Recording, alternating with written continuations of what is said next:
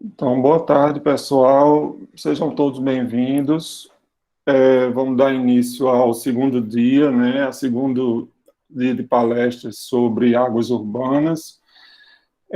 Na semana passada, tivemos a apresentação de Marco Suassuna e hoje eu tenho o prazer de estar aqui, estar presente a Camila Lacerda, né? Camila, é, eu te agradeço por ter aceito o convite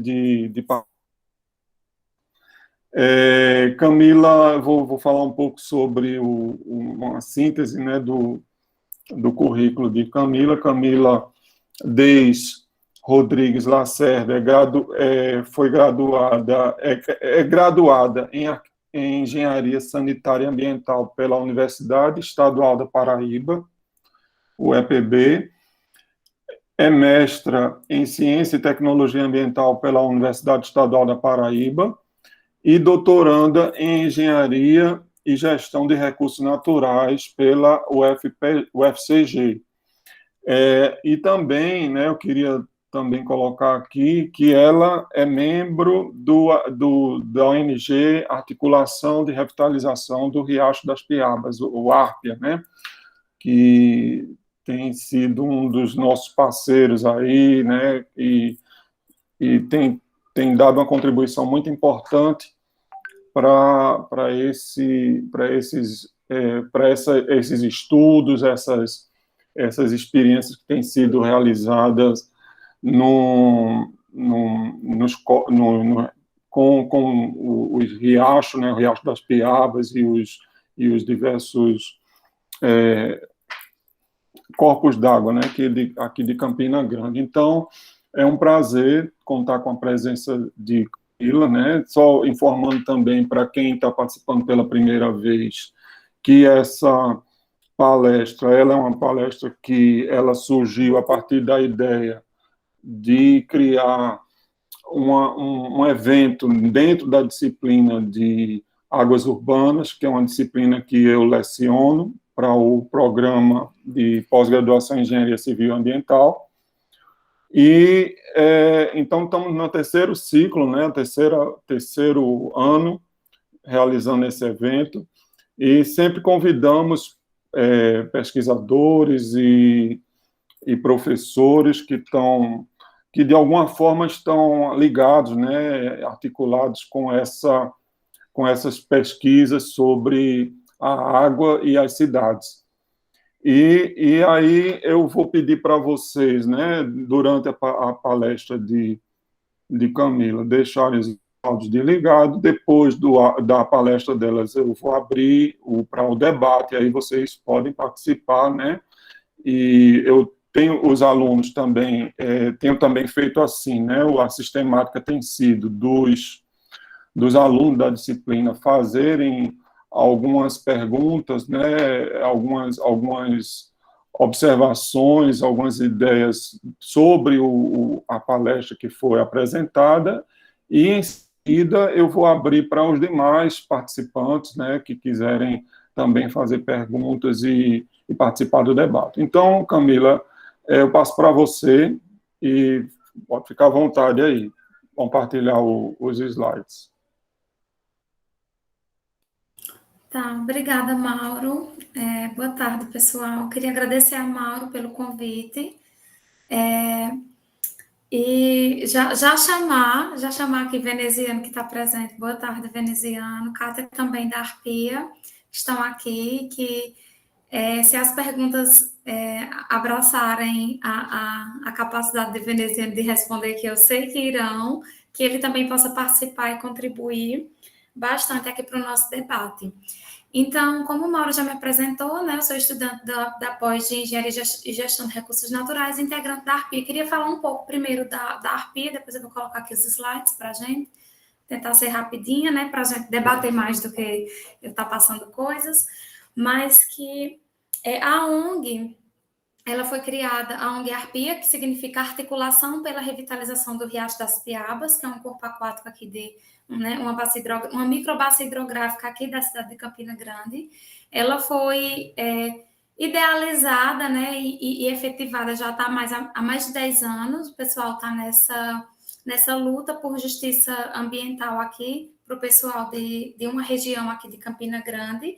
Eu estou na ONG há uns 2 anos, 3 mais ou menos. No início da pandemia eu entrei, está sendo um desafio enorme, assim, a gente buscar fazer ações nesse momento da pandemia, né? Buscamos fazer ações de mobilização e conscientização, né, para mostrar esse corpo aquático aqui da cidade, que faz parte, né, historicamente, da construção de Campina Grande, mostrar a importância dele e como ele está sendo abandonado, apagado, esquecido, e que ainda há beleza nesse espaço, né, e a gente vê isso, né, e vamos atrás de tentar alertar, né, acho que é até esse um pouquinho o papel das ONGs, e nesse momento a principal ação que a gente está fazendo são essas, de mobilização e de alarmar sobre a situação mesmo, sabe? Então, alguns projetos que eu participei desde que eu entrei, né? Existem outros, a Veneziana também pode falar depois, as caminhadas ecológicas, e a ONG também surgiu, importante enfatizar, a partir da ação dos franciscanos, aqui da paróquia dos franciscanos, junto com a comunidade e a universidade. Esses são os 3 pilares para a base da ONG Arpia. Acho importante também destacar isso. E alguns projetos que eu participei, eu anotei aqui, queria falar para vocês, foi o projeto A Rosa é Mística, que a gente entrou no edital junto com o Habitat para a Humanidade, conseguimos passar nesse edital, foi um projeto de mobilização virtual, foi durante a pandemia, estava no auge da pandemia, vários projetos no Brasil, sobre questões urbanas, né, sobre setores que estavam em situação de vulnerabilidade. A gente buscava nesse projeto chamar a população, porque, assim, por conta da pandemia, eu vou tentar ser mais resumida, senão vou passar muito tempo falando dessa questão. Por conta da pandemia, ocorreu uma saída, não só pela pandemia, mas a pandemia, a pandemia ela deu um empurrão forte, né? Mas assim, há uma certa desesperança da população com relação à questão das mudanças no Riacho das Piabas. Isso se dá por conta desse longo processo de luta que já se tem da comunidade e que não há retorno de quem deveria ter, no caso dos órgãos públicos que vão efetivar as ações na região, né? A prefeitura, etc. Então, assim, a arpia está respirando, tá que nem um açude velho, os peixes de açude velho. O oxigênio dissolvido está lá embaixo. E a gente subindo para tentar pegar ali, ó, a interface água-ar. A gente está mais ou menos nessa situação. Então, teve esse projeto A Rosa Mística, a gente conseguiu fazer.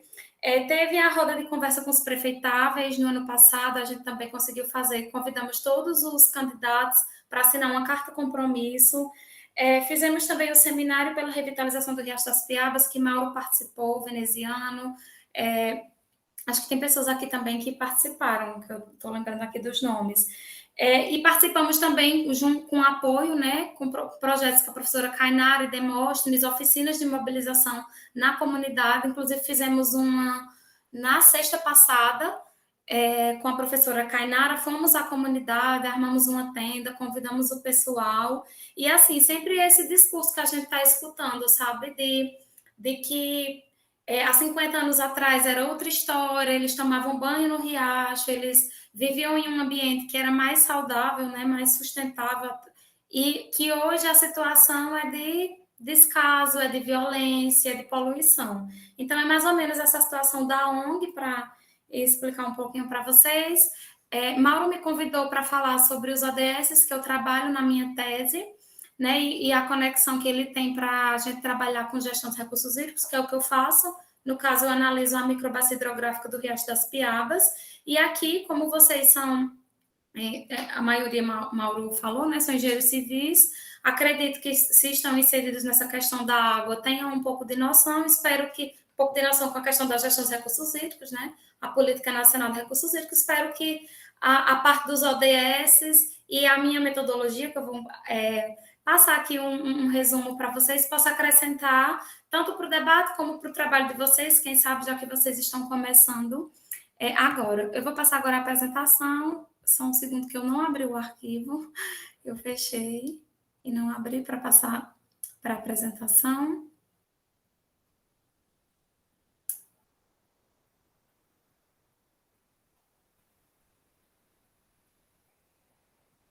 E aí, Mauro, quando eu colocar aqui, eu vou pedir para tu só confirmar que tá ok mesmo, porque às vezes dá aquele probleminha de passagem, né, de slide, no meu E, computador sempre dá. Aí eu tá, coloco sempre em PDF e só vou pedir para tu eu confirmar. confirmo aqui. Calma aí que eu tô apanhando.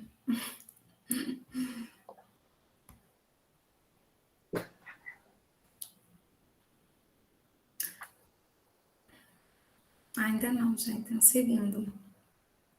Pronto. Olha se tá ok, Mauro. Eu vou colocar em tela cheia. Tá, aqui está aparecendo. Pronto, né? Tudo Tá, ok? tá Vou ok. passar e pronto, né? Passou? Passou sim, Camila. Então, ótimo, né? O tema da minha apresentação é os ODS como ferramenta para a gestão dos recursos hídricos urbanos, né? Os ODS são os Objetivos de Desenvolvimento Sustentável. E aqui a gente tem umas palavras-chave, né? Para a gente, que eu vou dar uma aprofundada com vocês, que são os próprios ODS, a gestão dos recursos hídricos e também o meio urbano, né? Então, são pontos que são os que chamam a atenção e que a gente vai dar uma faladinha durante a minha apresentação e posterior debate, né? Então, os ODS, eles são 17, né? Vocês já devem ter ouvido falar, e estão inseridos dentro da Agenda 2030, também chamada Agenda 2030, né? A Agenda 2030, ela é um documento que apresenta esses 17 Objetivos de Desenvolvimento Sustentável e suas 169 metas. Então, a gente tem uma agenda, a agenda como um documento macro. Dentro dela está inserido esses 17 objetivos, não só eles, né? Há uma carta compromisso que foi assinada pelos países, né? Que inclusive o Brasil assinou. E há uma introdução para que, como se fosse assim, vamos informar como é importante a gente defender que esses objetivos são importantes. Então, os 17 objetivos fazem parte, não são, porque é essa confusão, né? Quando eu falo de Agenda 2030 é uma coisa, os 17 ODS estão inseridos nela. Então, ele tem essas 169 metas, cada meta tem os seus respectivos indicadores, né? Ou um indicador, ou mais de um.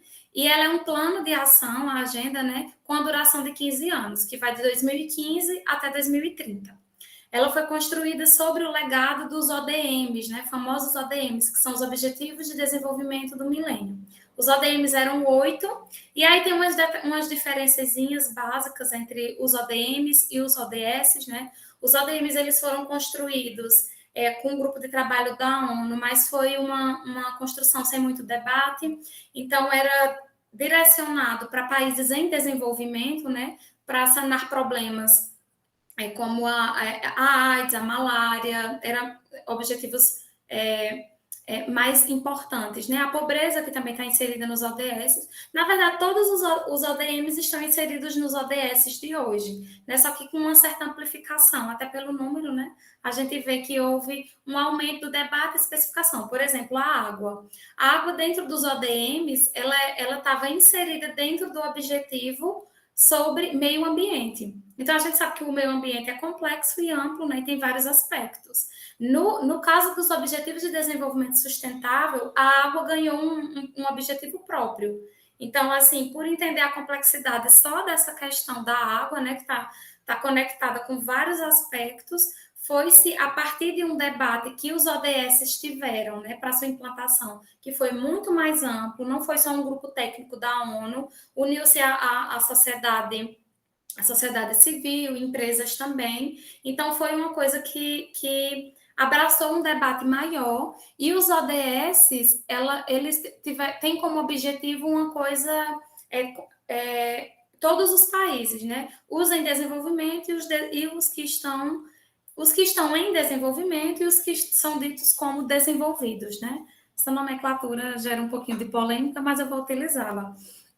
E nisso, tem essas principais diferenças, né? Da forma como foram construídos e das especificações que cada um tem, né? Como se, dentro de um processo evolutivo, né, os ODS são uma evolução dos ODMs. Aqui apresento para vocês, né, para quem ainda não conhece, acho difícil, ninguém ter ouvido falar, né, os 17 Objetivos de Desenvolvimento Sustentável, né. O meu trabalho, que eu trabalho com gestão de recursos hídricos, é focado no ODS 6, que é água potável e saneamento, e aqui eu explico para vocês que cada ODS ele tem um nome específico e um apelido, por assim dizer. Então, o ODS 6, o apelido dele é água potável e saneamento, né? Para facilitar mesmo. E aqui eu vou passar o slide só para apresentar para vocês qual é o nome completo dele. O objetivo, o nome completo dele, né, é assegurar a disponibilidade e gestão sustentável da água e saneamento para todos. Esse é o nome completo dele. E o apelido dele é água potável e saneamento. Meu trabalho é sobre gestão de recursos hídricos urbanos. Então, eu trabalho a questão da água dentro da cidade, né? Que tem o ODS 11, ele é focado em cidades e comunidades sustentáveis, né? Vai abraçar diversos aspectos da cidade, né? Esse organismo extremamente complexo, né? E particular, né? Cada cidade vão ter suas problemáticas, cada região da cidade também. E acho que é mais ou menos isso, assim, não vou fazer uma leitura de todos os ODS, vocês podem buscar isso posteriormente, vou dar uma focada no que eu estou pegando, né? E aí, não, acho importante salientar outra questão, que é o seguinte, quando a gente vai trabalhar com os ODS, a gente tem que entender uma coisa, eles são indivisíveis, eles estão sempre conectados, seja uma conexão muito forte ou mais fraca, há uma conexão entre esses ODS e, a depender da sua pesquisa, do que você for utilizar, você vai justificar ou não, né, a utilização de outros ODS ou até de metas, né? Por exemplo, se eu estou trabalhando com gestão de recursos hídricos, no Brasil eu sei que a Política Nacional de Recursos Hídricos direciona que a gestão ela seja descentralizada, né, com participação, ela é compartilhada, a gente tem os comitês de bacia. Então, se eu fosse focar o meu trabalho, por exemplo, na questão de como ocorre essa gestão, de qual a situação dessa gestão no sentido hierárquico, né, de como está a ANA, a ESA, como estão os comitês de bacia de Paraíba, etc. Ao meu ver, a educação, o ODS 4, a educação de qualidade, estaria inserida dentro do meu ODS, porque entender como está a situação da educação no meu estado vai estar conectada com a questão de como lidamos com os recursos naturais e também com a água. Então, a depender da sua pesquisa, você vai traçar quais os objetivos que estão mais conectados com o seu ODS, né? Ou indicadores das metas de outros objetivos, né? Como, por exemplo, o 14, que é a vida na água. 14, vida na água, é focado na questão da vida marinha. Então, cidades litorâneas, com certeza vão ter que abraçar esse ODS 14, sabe? Tem toda essa questão que é importante saber que, na verdade, é você entender o seu trabalho, né? E ter uma base teórica boa para que você saiba para onde direcionar suas análises. Então, falando um pouco sobre o objetivo 6, e aqui eu já vou trazer um pouco até da legislação e da gestão dos recursos hídricos, né? Eu vou apresentar, vai ser um pouquinho rápido, né? Que é muito texto, acho um pouquinho chato, mas a gente tem que fazer isso, né, gente? Vamos lá. O objetivo 6, ele tem 8 metas, né? 6 metas são consideradas finalísticas e 2 são de implementação, né? Que vocês vão ver, não sei se vocês já viram, mas vão ver agora e posteriormente se procurarem também, cada ODS eles têm metas numéricas e metas que são alfabéticas, né? Então, é 6.1, ponto 2, ponto 3, posteriormente 6.A, 6.B, vocês vão ver. E as metas que são com letras, elas são de implementação, né? Então, é para uma questão institucional, uma questão econômica, a questão de recursos humanos, né? Da qualidade dos recursos humanos, das instituições, etc., né? E as numéricas são finalísticas, né? Com ela eu vou ter um número, por assim dizer, né? Uma porcentagem que efetive, que diga alcançamos o ODS ou não, né? Então, aqui a 6.1, ela diz que até 2030 alcançar o acesso universal e equitativo à água potável e segura para todos, né? Temos aí a nossa Política Nacional de Recursos Hídricos, que já direciona esse acesso para todos, água segura, água potável, já temos isso na nossa política, né? Isso eu quero enfatizar porque muitas vezes tem existe uma visão de que os ODS são algo novo e as pessoas vão ter que aprender e, ai meu Deus, isso só vai dificultar. Não, são coisas, é uma agenda, como toda agenda, não sei se o brasileiro é bom dizer agenda, mas assim, como toda agenda, são só traçar metas para se fazer, né? Só que eu queria trazer isso para vocês de que são coisas que, na verdade, já está dentro da nossa legislação, né? Agora aqui a meta 6.2, que diz que até 2030 alcançar o acesso a saneamento, higiene adequada e equitativos para todos, acabar com a defecação a céu aberto, com especial atenção para as necessidades das mulheres e meninas e daqueles em situação de vulnerabilidade. Aí aqui tem a questão do saneamento, que temos também, né, tanto a Política Nacional de Saneamento Básico, como o marco regulatório novo, né, do saneamento, que foi instituído no ano passado. A ONU também enfatiza aqui, quando eu falo da ONU, né, para os ODS, né, a ONU enfatiza a questão das necessidades de mulheres e meninas, entendendo a situação que as mulheres e meninas também podem ficar, né, diante da ausência de água, por saber que existe uma tendência em determinados países de pessoas que não têm acesso ao saneamento básico acabam tendo evasão escolar, meninas que menstruam e acabam não indo para a escola porque não tem como tomar banho, por exemplo, sabe? Tem esse debate. E para as mulheres tem o fato de também essa questão da menstruação e também o fato de que as mulheres, na maioria das vezes, né, elas estão são elas que cuidam da questão da limpeza da casa. Então, a questão do saneamento é importante também para essa questão de igualdade de gênero e até quem for fazer pesquisa sobre isso, né? Eu imagino que vai colocar o ODS 5, que fala de igualdade de gênero, e que muitas vezes é a mulher que é responsável por ir buscar a água, né? Não é uma regra, mas em muitos países isso também acontece, em muitas regiões. E aqueles em situação de vulnerabilidade são pessoas que têm dificuldades, né? Pessoas moradores de rua, pessoas com deficiência, então buscar um saneamento que seja para todos, né? Todos e todas. A meta 6.3 diz que até 2030 deve melhorar a qualidade da água, né? E aí o restante da meta vai falar justamente sobre isso, sobre melhorar essa qualidade. A gente também já tem isso dentro da nossa política, né? O enquadramento dos corpos d'água visa essa melhoria da qualidade da água.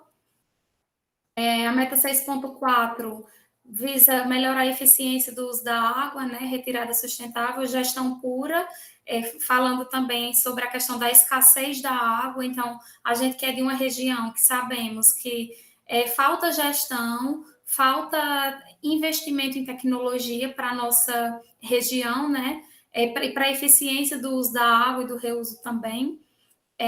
Meta 6.5, até 2030, implementar a gestão integrada dos recursos hídricos em todos os níveis, né? E aí ele fala de cooperação transfronteiriça, aqui os ODS foram construídos para um nível nacional, né? E aí as instituições brasileiras estão fazendo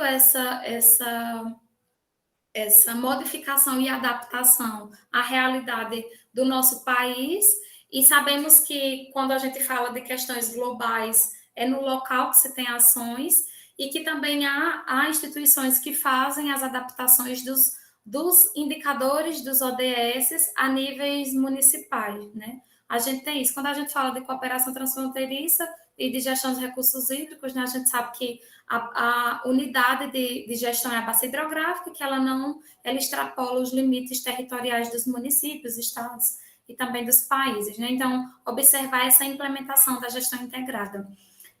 A meta 6.6 fala de até 2020 proteger e restaurar os ecossistemas relacionados com a água, aí cai diretamente na questão da ONG, né, do Riacho das Piabas, incluindo montanhas, florestas, zonas úmidas, rios, aquíferos e lagos. Essa meta é até mais curta, é até 2020. E aqui tem as metas que eu falei para vocês, que são de implementação, né? Não são finalísticas, né? Que é ampliar a cooperação internacional e o apoio à captação, né?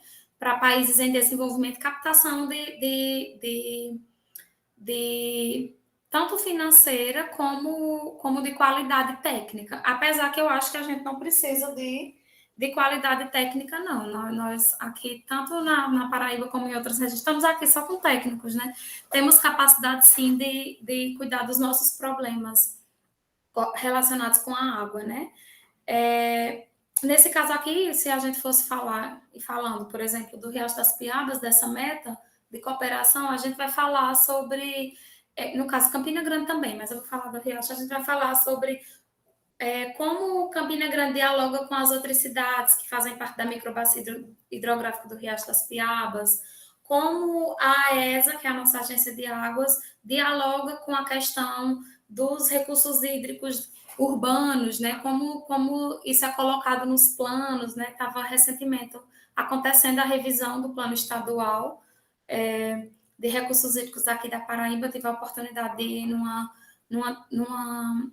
reunião que tiveram aqui para debater. Eu não vi em nenhum momento citando as questões urbanas, né, a questão do meio urbano, que eu acho tão importante, que vem crescendo o debate sobre a cidade, né, enquanto centro de utilização e também de utilização de recursos hídricos, geração de efluentes. E aí a gente tem até, assim, eu leio muita coisa, os chineses produzem muito sobre essa questão do problema da água nas cidades, como vai ser nas cidades as crises, né? Que a gente vai passar sobre as secas, os novos conflitos vão surgir dentro das cidades. E eu vejo assim que sempre é assim, né? A maioria das pesquisas a gente vê o debate internacional e vai acontecer no Brasil, a gente já tem a teoria, já pode estar até debatendo, e os nossos políticos, quem tem domínio da gestão, não vai ter o diálogo com quem deveria ter, eu acredito, né, com a universidade, para tentar sanar os problemas que vão surgir, né? Falando um pouco de cidade. Então, voltando aqui, né, que gente, desculpa, às vezes eu viajo um pouquinho. A meta 6.b, que é apoiar e fortalecer a participação das comunidades locais para melhorar a gestão da água e do saneamento. Então, a gente também tem isso na nossa política, né, de recursos hídricos, né, a participação. E também a gente busca isso muito na ONG, tornar o cidadão como parte integrante das mudanças, ele sabendo, ele conhecendo o que é melhor para si. Então, aqui eu trouxe algumas leis que eu utilizei e utilizo como base para formular os meus indicadores para análise. Então, a política de meio ambiente, política nacional de meio ambiente, a de recursos hídricos, a de saneamento básico e também o marco legal que modificou em alguns pontos, né, essa política, o planejamento urbano e usos do solo, obviamente, porque a gente está tratando de cidade, e a responsabilidade tanto do saneamento como do zoneamento das cidades é do município, né? Importante, o plano diretor também. A política de combate à desertificação e mitigação dos efeitos da seca, né? Importante também ser até que ponto a gente também for colocar na pesquisa. Por exemplo, a questão de Campina Grande, que sempre sofre, né, com as longas estiagens. O programa de qualidade da água para consumo humano e seguro, aqui eu trouxe algumas, sabe? Tem outras, mas assim, para não ficar elencando muita coisa, Isso também é disponibilizado, tem muitos trabalhos já feitos sobre o arcabouço legal que está conectado com a questão da gestão dos recursos hídricos, né? Essas foram as que eu utilizei. Inclusive, falar também sobre o plano diretor, acho que estamos fazendo a revisão, né? Passando até faz um tempo até que tivemos reuniões, eu também faço parte da revisão do plano diretor enquanto integrante da ARPIA, junto com o Múcio, que é outro integrante. E aqui, saindo um pouquinho da questão dos ODS, né, e da gestão macro no nível nacional que traz na política, eu vou falar um pouco sobre a gestão dos recursos hídricos urbanos, né? Eu cito muito o TUT, vocês devem conhecer, quem trabalha com gestão dos recursos hídricos deve já ter ouvido falar, ter lido sobre, vocês também que fizeram civil, né, já devem ter visto essas fases do saneamento básico, da gestão das águas urbanas. Então, o TUT traz essas 3 fases, resumidamente, né? Temos a fase higienista, que busca com a finalidade de evitar doenças de veiculação hídrica, ela basicamente busca retirar, né? Jogar para longe o esgoto e colocá-lo na natureza sem tratamento. Ela era mais na década de 70. A fase corretiva, que ocorre o tratamento do esgoto doméstico, as inundações urbanas são controladas através de detenções, amortecimento. Então, há uma preocupação maior nessa fase com o esgoto pluvial, com as cargas difusas, os resíduos sólidos. Também são reforçadas essas preocupações e a gente pode até começar a perceber que essas preocupações ocorreram devido aos booms que ocorreram nas cidades, né, nessas épocas. Então, havia mesmo de ter uma preocupação com o que fazer com esse esgoto, com esses resíduos. E também a fase sustentável, né, que busca o abastecimento através de água segura, tratamento e reuso dos efluentes, conservação dos caminhos naturais de escoamento, reciclagem dos resíduos e minimização dos aterros. Essa fase compreende a importância do gerenciamento integrado da infraestrutura urbana, né?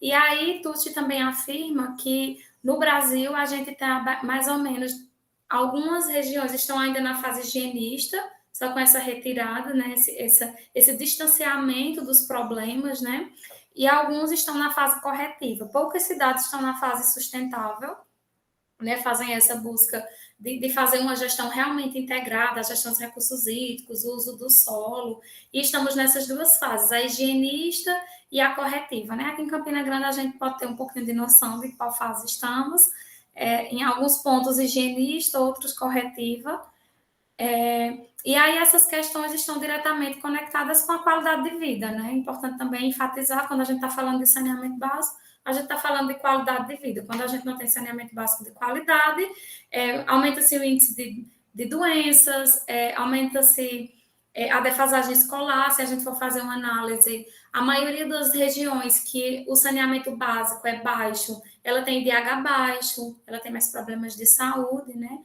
Então, tem essas questões que é por isso que é importante a gente estudar essa questão das fases e entender direitinho. Aí, até dentro da mesma cidade, voltando, a gente pode ter uma cidade que que esteja numa fase e outras não, né? A gente sabe que a cidade, enquanto esse organismo complexo, e que tem o órgão, né, que no caso que é a prefeitura do município, ela tem direcionamento de ações. Então, a gente tem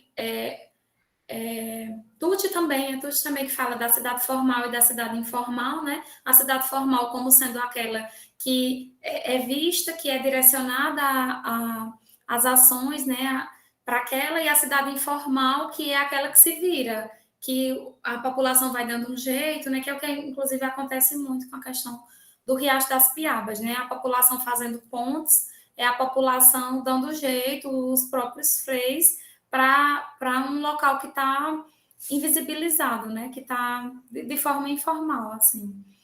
Aqui tem os principais problemas quando a gente fala da questão de infraestrutura urbana nos países em desenvolvimento, que é o caso do Brasil, também de Tucci, que ele fala que os principais problemas são o grande aglomerado populacional em pequena área, e claro que não é só isso, né? É esse aglomerado que não tem acesso a transporte e a saneamento básico de qualidade, que tenha contato com área e água poluídos e inundação. Então, parte aqui da cidade informal, acho que até Mauro já falou bastante, deve ter falado para vocês, né, sobre a questão urbana, ou irá falar também, né? A expansão da periferia da cidade devido à migração rural descontrolada, à procura de emprego, né? Acho que esse boom talvez a gente já tenha visto, e hoje a gente tem as consequências eu falo de Campina Grande, né? Eu não sei, Tuti devia estar falando talvez de outras cidades também, cada cidade tem suas especificações. Então, outro ponto também é a urbanização que ocorre de forma espontânea, né? Então, não tem planejamento urbano, e esse planejamento urbano é realizado para a cidade ocupada pela população de renda média e alta, a famosa cidade formal. Aqui vem a questão, né, e o ponto que eu vou falar um pouco do meu trabalho para vocês. Eu falei até com o Mauro sobre isso, porque como eu não estou com os dados ainda prontos, o veneziano vai puxar minha orelha, que ele é da banca. E eu já deveria ter, né, que eu vou apresentar no que vem. Eu estou num momento de bastante tensão, né? Vocês que fazem após sabem, que é atrás desses dados, organizando ainda alguns indicadores, mas mostrar para vocês como você pode utilizar e como os ODS podem ser utilizados, né, para a gestão dos recursos hídricos urbanos, né? Então, a gente sabe que quando a gente está trabalhando alguma questão, né, seja tratamento de água específico em laboratório, tratamento de esgotos, resíduos sólidos, gestão, a gente está falando de melhorias para a qualidade de vida, né, da população. Né? Todo tipo de tecnologia que a gente desenvolve é buscando isso, né? Esse ponto central aqui, o direcionamento de políticas públicas. Então, os ODS, eles podem ser utilizados para a questão da gestão dos recursos hídricos, você utilizando os seus indicadores para fazer o seu diagnóstico. Camila, mas por que utilizar os ODS e não utilizar outras ferramentas? Eu acho assim que os ODS, respondendo a essa pergunta, que eu acho que ela possa surgir, a gente já tinha vários instrumentos, e os ODS, na minha concepção, né, que utilizo eles vieram como uma forma de tentar nivelar as diversas formas de monitoramento, não nivelar, acho que nivelar nem é a palavra, gente.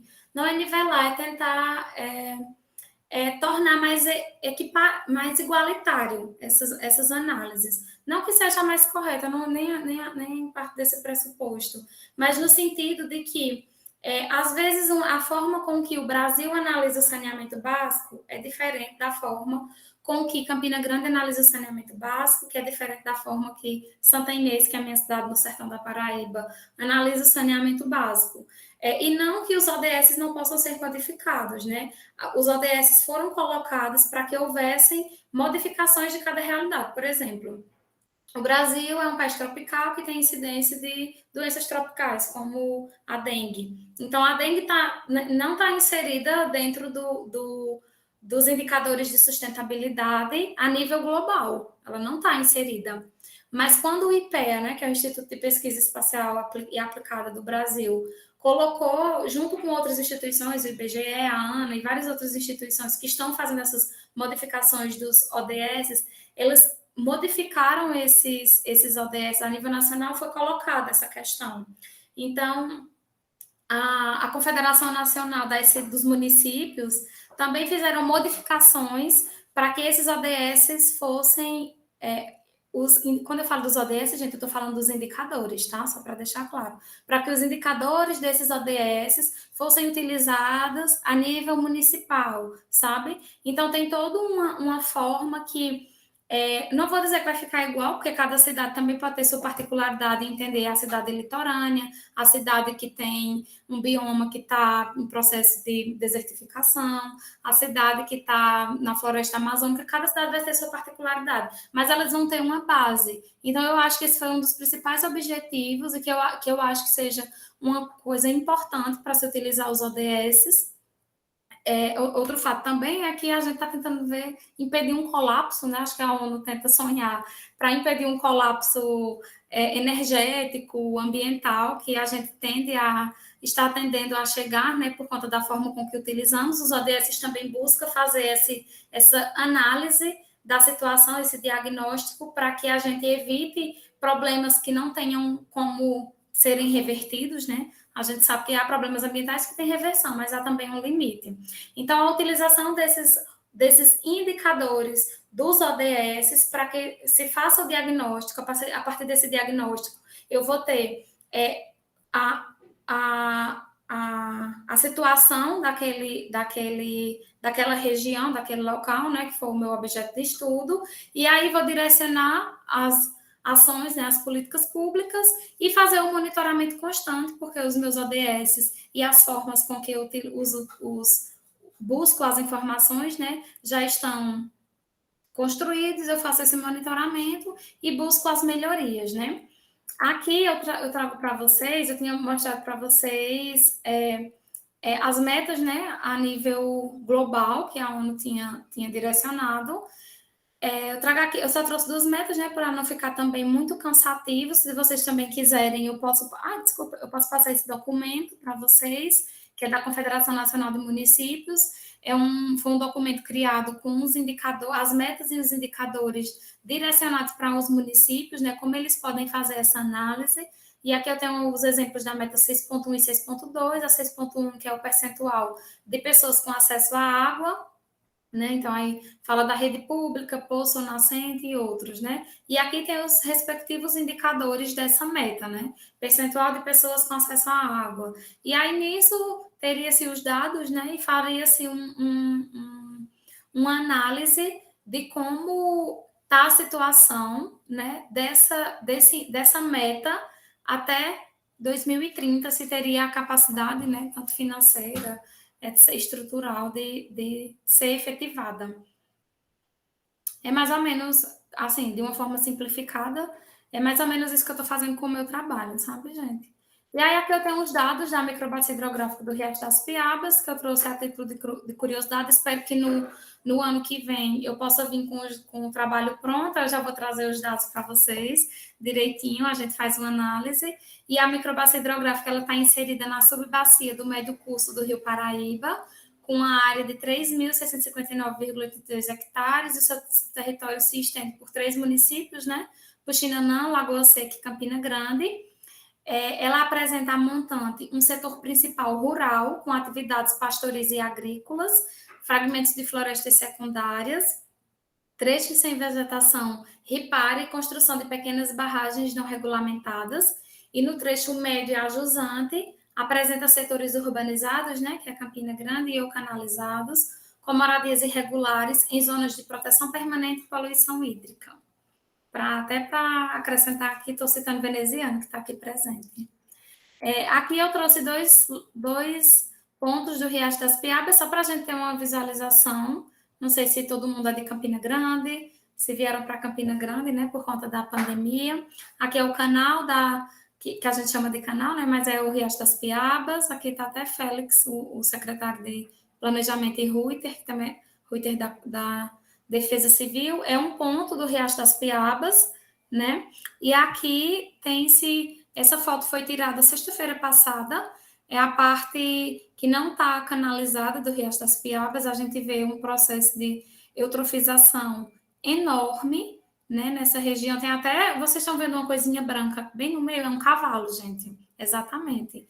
Então, é um local... Esse local aqui fica do lado é na Rosa Mística, na comunidade Rosa Mística, fica exatamente do lado do Alto Branco, do bairro. Então, a gente tem essa situação, né? De um lado, temos o corpo aquático canalizado, que recebe esgoto, né? Sabendo, então, e confirmando que a canalização não resolve o problema de saneamento em si. E aqui temos o habitat natural, né? Eutrofizado também por receber excesso de nutrientes. Aqui são outros corpos d'água de Campina Grande, né? O açude de Bodocongó, essa foto está até antiga, porque não está com o parque, né? Não sei como é que fala, a urbanização, né? Do açude de Bodocongó que aconteceu. E aqui o outro corpo aquático que gera mais preocupação, por assim dizer, dos moradores de Campina Grande, que é o açude velho, né? Está localizado em um ponto extremamente desejado de Campina Grande. E é isso. Agradeço pela escuta, não sei se eu ultrapassei o tempo. Não sei se eu falei pouco sobre a questão do riacho. Qualquer dúvida, estou aqui para tirar. Deixa eu parar a apresentação. E espero que eu tenha contribuído um pouquinho aqui para a aula de vocês. Camila, obrigado, foi ótima a sua apresentação. Eu tive assim uma oportunidade no seminário, né, que é uma parte do que você apresentou no seminário do que foi organizado aí pelo Arpia. Então, foi até por causa desse evento que aí eu pensei, né, em te convidar também, porque eu achei bem interessante a tua palestra, e dizer que já estou logo convidando você, viu, para o próximo ano, porque eu já sei que vai ter os resultados aí da tua tese, e será ótimo, né, você divulgar aqui e apresentar para a gente, né? Não, o prazer vai ser meu, Mauro, porque eu construindo esses slides e pensando, gente, eu deveria estar com os dados venezianos, tá me olhando aqui, ó, e eu pensando assim, já foi uma construção com ansiedade. Eu disse, doente, mas vai dar tudo certo, fé no pai. Vai sim. Queria agradecer a presença também do professor veneziano, né, que está aqui, a professora Lísia, tem alguns outros que eu não estou ainda conseguindo identificar, mas então é muito bom, né, contar com a presença de vocês, e queria começar então o debate, como eu falei, iniciando pelos alunos, né, já tem alguns que levantaram a mão aí, deixa eu ver aqui como é que está a sequência. Eu não sei como eu vejo isso aqui, estou apanhando aqui. Como é que está a ordem aí de vocês? Alguém pode me ajudar? Nos participantes, professor. Eu sou o primeiro, Diego. Pronto, Diego, pode começar. Ok, vocês estão me ouvindo bem, Camila? Sim. Ok, então, primeiramente, agradecer a disponibilidade, né, de Camila, por estar compartilhando aí uma parte do trabalho dela. Foi muito rico, né, essa sua apresentação, né? Também parabéns pela apresentação. E aí a minha pergunta, Camila, no sentido, né, de a gente levantar a discussão, a gente tinha os ODMs, né, que eram os objetivos do milênio, aí a gente tem essa evolução para o ODS, a gente acaba tendo uma maior especificação, né, dos elementos, né, tem uma maior distribuição. E eu queria saber, a partir do que você já está trabalhando, você está aí na reta final do seu doutorado, o que é que você indica como a principal dificuldade para a gente efetivar essas ODS? A gente acaba ainda estando, assim, quando a gente trabalha com essas questões, como se fosse algo muito no imaginário de uma coisa muito perfeita, e a gente tem as metas, mas de muitas dessas metas a gente tem um receio de que se realmente vai ser conseguido cumprida. E aí eu queria a sua opinião, né, dentro desse sentido. O que é que você acha que é a principal dificuldade para a gente conseguir efetivar realmente essas ODS? Mauro, tu travou, mas eu queria te perguntar se eu respondo logo ou se esperar as outras perguntas. Eu prefiro responder logo, porque eu tenho uma memória... Pronto. Fica à vontade, Camila, pode responder. Pronto. Diego, assim, fazendo uma análise, e aí eu acho que até todo mundo pode, quem quiser contribuir, veneziano, estamos aí. Mas assim, fazendo uma análise do que eu percebo, enquanto pesquisadora, qual é a principal dificuldade para os ODS, né? Que a gente tem. Primeiro, eu acho que a gente não tem cultura de indicadores ainda, sabe? Os indicadores, eles têm se a gente for olhar historicamente, eles não são metodologias tão antigas. Para você ter noção, a Agenda 21 foi na década de 90. Foi na década de 90 a Agenda 21? Alguém pode me salvar disso? Que eu não estou lembrada. Acho que foi a Agenda 21 para o século 21, foi, né? Sim. Foi na década de 90. Pronto, a gente teve a Agenda 21.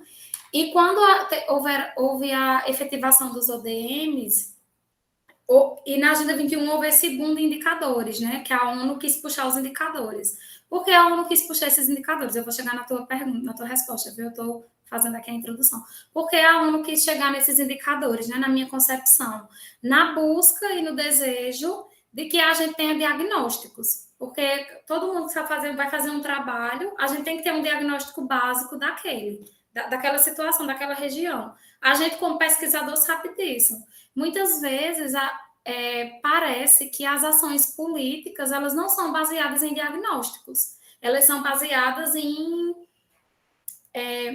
direcionamentos políticos que não buscam trazer a melhoria para o coletivo, sabe? É uma questão meio que política também, sim. Eu não vou ficar falando de política aqui, etc., porque eu acho que para a gente não desviar tanto do assunto, mas é uma questão política de buscar um diagnóstico da situação da sua cidade e aí direcionar ações efetivas para as regiões que estejam em situação de vulnerabilidade. E aí eu acho que o principal desafio para o Brasil, vou falar do Brasil, não sei se eu falo Brasil ou Campina Grande, é a mesma coisa para mim, é efetivar esse banco de dados, porque assim, efetivar esse banco de dados para todos. Então, assim, quando a gente fala de água, que a gente tem um sistema integrado, né, de recursos hídricos, para que lá se coloquem os fatos e também o de saneamento básico, a gente vai ver lá a porcentagem de saneamento básico de Campina Grande, etc, etc. Isso deveria ser uma forma de cobrança da população. Então, imagine que Campina Grande tem, né, o seu território zoneado por regiões onde o saneamento básico é baixo, o saneamento básico é mais elevado, o saneamento básico é ótimo.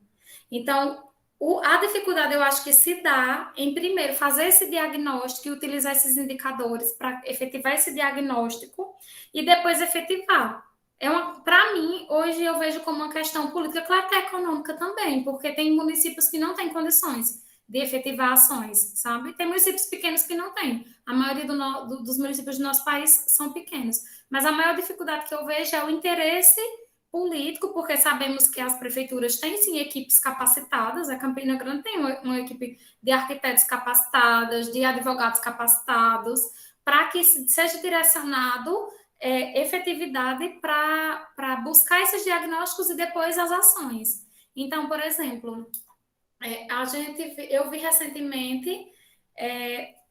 não vou nem citar, não, tô querendo não citar exemplos, gente, tá gravando, né, aquela. Mas assim, a gente vê ações no centro da cidade, por exemplo, de que você diz, gente, precisava disso, sabe? Esse gasto, precisava, assim, no fundo mesmo. Ou poderia essa ação ter sido direcionada para outro ponto. Então, a cultura que a gente não tem de ter diagnóstico, de observar, eu acho que os ODS vem para tentar iniciar esse processo, sabe, Diego? E essa é a principal dificuldade porque os nossos governantes não buscam isso.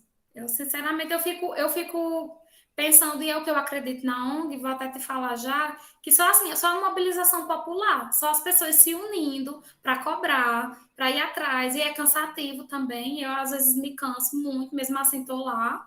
Então, só a partir disso. E os ODS vêm para também buscar com que essas mudanças sejam nossas, a gente tenha a capacidade de lê-los, porque eles são simples. Qualquer pessoa que seja alfabetizada vai conseguir compreender direitinho. E aí possa cobrar, possa ter um arcabouço eu leio o ODS 6 e eu tenho noção do que fala de água e saneamento, sem precisar a gente pagar água ou a disciplina de águas urbanas ou fazer o curso de engenharia ou engenharia sanitária e ambiental, sabe? Então, eu acho que são essas coisas, assim. Não sei se eu respondi a tua pergunta, mas, a meu ver, é uma questão de interesse político, sim. Esse é o principal desafio do Brasil. Podia ter dito só isso, né? Mas desculpa. Não, mas foi ótimo, foi ótimo. A gente sempre recai, né, nessas questões políticas, e aí muito disso que você falou, né? A maioria das ações é muito pensada em questões individuais, quando a gente tem que aquele representante coletivo, e aí eu também gosto muito dessa sua fala dos levantes populares, né? A gente às vezes desanima, né? Mas não pode desanimar, a gente tem que realmente sempre ter a esperança de que a gente um dia vai conseguir mudar esse país. Mas obrigado. Obrigado, Diego. Vou passar agora para a Regina.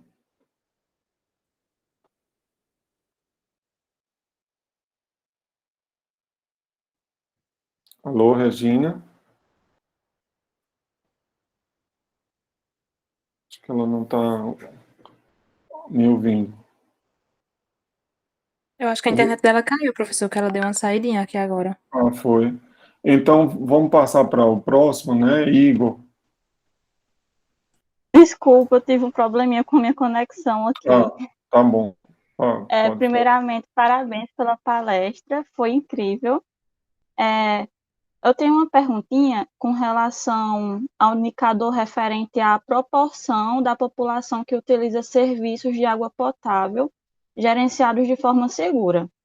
Aí eu gostaria de levantar um questionamento relacionado à parte de segurança hídrica.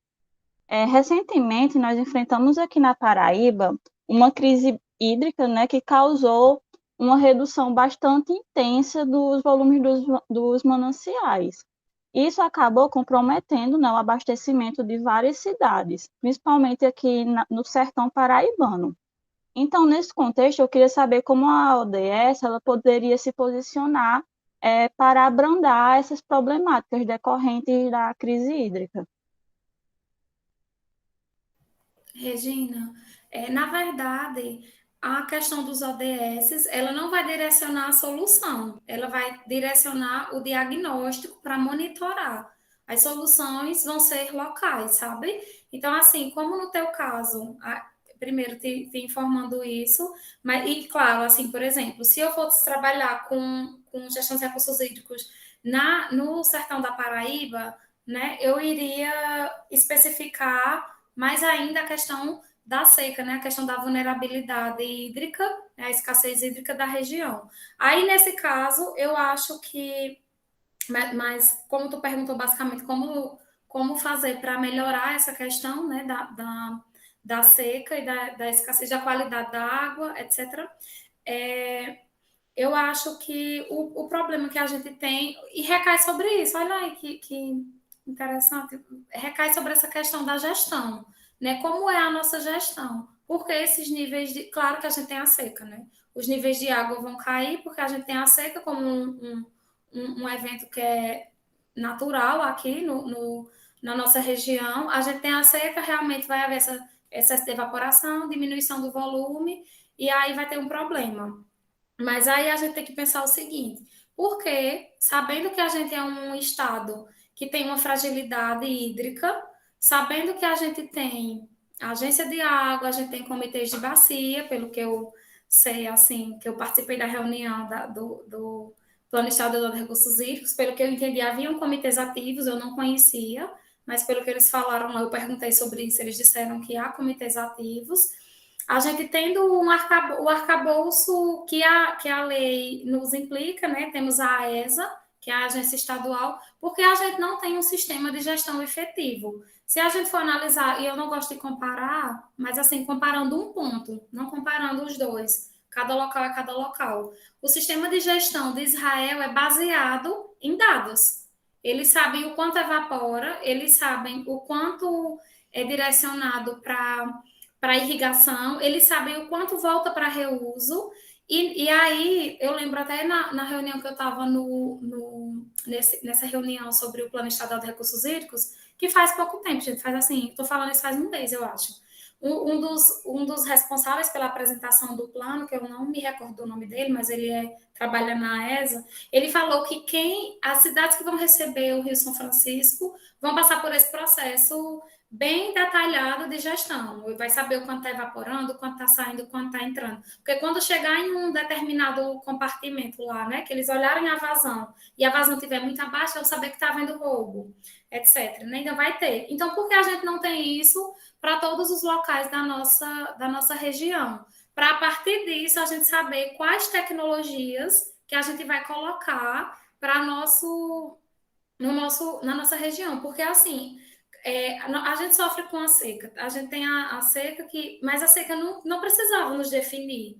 Assim, ela poderia ter sido já uma coisa do passado. Se a gente for fazer um estudo aprofundado, há tecnologia também para lidar com a seca? De reuso, de aproveitamento da umidade durante a noite para abastecimento, assim, só da sua higiene pessoal, de captação de água da chuva. Então, assim, a gente tem, falta investimento. Me desculpa até eu estar repetitiva, porque eu acho que eu estou até repetindo a resposta que eu dei para Diego, mas é uma questão de investimento, porque temos tecnologia e de conhecimento detalhado da situação. Tem até um ditado que diz, o problema da água não é a seca, é a cerca. Porque às vezes tem água na região, mas essa água é direcionada para quem tem condições, para fazendeiros que têm plantações. Então, quem sofre com a seca? Se a gente for parar para pensar, quem é que sofre com a seca? É o pequeno agricultor, é o pobre. Então, assim, por quê? Acho que essas são as questões que a gente tem que fazer, sabe? Mas, respondendo a tua pergunta, os indicadores não vão dar essa resolução, mas eles vão dar a análise, vão dar a situação para que saiba o que fazer a partir disso. Espero que eu tenha respondido tua pergunta. Certo, muito obrigada. Obrigado, Regina. Vou passar agora a palavra para Igor. Pode falar, Igor. Boa tarde, pessoal. Boa tarde, Camila. E obrigado pela apresentação. Na verdade, eu vou fazer uma pergunta assim, com interesse bem pessoal. Atualmente, eu acho que um problema de quase todo mundo, quando a gente busca implementar esses indicadores, a gente precisa de dados bem atualizados. E quando a gente vai hoje buscar dados atualizados, a gente se depara com o censo de 2010, que seria a nossa base assim, de referência, principalmente para indicadores como você falou, que no caso vai precisar de acesso à água, pessoas com acesso à água e percentual de pessoas com acesso a esgotamento. Então, a minha dúvida seria como contornando essa situação, porque eu estou tendo esse problema. Eu tenho algumas coisas assim paradas atualmente, porque a gente não tem como fazer esse levantamento, a gente realmente não tem como fazer uma estimativa de certas coisas. A gente vai fazendo achismo em cima de achismo para conseguir suprir essas necessidades de dados atualizados. E se sua participação no plano diretor, ele de alguma forma ele vem te auxiliando na sua pesquisa, porque você acaba sendo mais envolvida com algumas coisas. Eu faço parte do grupo do WhatsApp do plano, mas, por exemplo, faz acho que 2 meses, 3, que eu entrei lá e nunca mandaram nada. Então, minha pergunta seria essa: como você está contornando essa situação de carência de dados? Igor, assim, o que se faz, né? Você vai justificar a determinados dados que não tem o que fazer mesmo, assim. Você vai colocar o dado mais antigo e justificar por que você está utilizando esse dado. Se você conseguir conectar o seu interesse em um indicador indireto, aí eu até indico, eu vou redundante, né? Mas eu até indico você estudar um pouquinho sobre indicadores, que aí você vai entender um pouco sobre indicador indireto, né, que você pode conectar, né, e aí você tem que entender um pouquinho, porque pode ser que fique algo... pode ser que você tenha visto um exemplo em outra região e você queira colocar aqui e não caiba, né? Aí você tem que justificar bem a utilização de indicadores indiretos. Por exemplo, os ODS também têm falhas, né? Eles não são perfeitos, não estão prontos, não. Sempre é um processo. Eles não tratam de drenagem, que já é um problema extremamente esquecido no Brasil, né? A gente fala de saneamento básico, nunca... Drenagem é a última, coitada. Sempre está lá no fim. Então, assim, eles tratam da questão da drenagem de forma indireta, utilizando problemas de enchentes, de inundações. Eles falam só disso. Não é a rede de drenagem, não é a atualização da rede de drenagem. Então, a depender do que for o seu trabalho, talvez caiba um tipo de indicador indireto mais atualizado que você pode buscar. Caso não, buscar fazer essa justificativa e utilizar o que tem mesmo, até, quem sabe, fazer porque, assim, no meu caso também eu tenho esse problema também, né? Justificar porque esse dado está antigo, colocar uma possível a provável data, né, para atualização, assim, até para futuras pesquisas. Alguém pega seu trabalho em 2021 e ela pegou o seu trabalho em 2023 já está atualizada, ela já pode ter outra visão daquela situação que você analisou. E também, eita, me fugiu aqui. Eu tinha outro ponto para falar. A questão do dado, sim, a questão do dado desatualizado. Eu vou deixar por isso, mas eu esqueci que eu tô na academia aqui do lado, gente. Ligaram a música agora, veio para minha cabeça. A questão do plano diretor, eu acho. Sim, da sim. participação. Pronto, a questão do plano diretor. Quando a gente foi convidado para participar do plano diretor, eu e Múcio, começaram várias reuniões. Sinceramente, para ter, eu tenho receio às vezes de falar, porque é uma crítica. Lícia também tá. Ai, meu Deus, obrigada. Aí Lícia concorda e aí eu não fico só. Mas, assim, eu vejo pouco espaço para debate, sinceramente. Primeiro, fazer a revisão do plano diretor em uma pandemia. Então, imagina, né? A gente está todo mundo em suas casas, quem está em situação de vulnerabilidade, né? Onde essas pessoas estão? Normalmente elas não vão ter internet, ou se tiver internet, não é uma internet de qualidade para você fazer um vídeo, para você participar ativamente. Então, assim, eu já achei isso um pouquinho negativo dessa questão, e eu achei interessante adentrar um pouquinho de como é a visão de quem, de certa forma, domina a cidade, sabe? Eu achei isso interessante. Tanto que me abriu, assim, a cabeça demais para entender como é uma questão muito política. Às vezes a gente debate, e é claro que na minha tese eu não vou ficar escrevendo sobre questões políticas em excesso até certo ponto, mas, assim, se a gente se desconecta demais disso, a gente faz também um trabalho muito teórico, muito cheio de. Tem vários autores, mas assim, a realidade ela não vai lidar aqui, não é aquilo, sabe? Eu acho que aconteceu isso muito, não só com o plano diretor, com a ONG mesmo. Eu estando na ONG, eu indo lá no Riacho, percebendo aquilo, me deu assim uma urgência, me deu angústia de entender a pesquisa, e eu acho que esse foi o principal fator, assim, mas que eu sei também que aí eu não quero fazer só a crítica, né? Tem pessoas que dentro do plano diretor que são muito capazes, muito capacitadas, né? E que querem muito as melhorias. Mas, assim, tem sempre grupos, assim, foi isso que eu notei. Há grupos, a cidade, e aí eu trabalhando com o urbano também percebi, a cidade, e aí Mauro, acho que Elisa é arquiteta, né, também, porque eu sou engenheira sanitária ambiental, eu comecei a estudar a cidade no doutorado.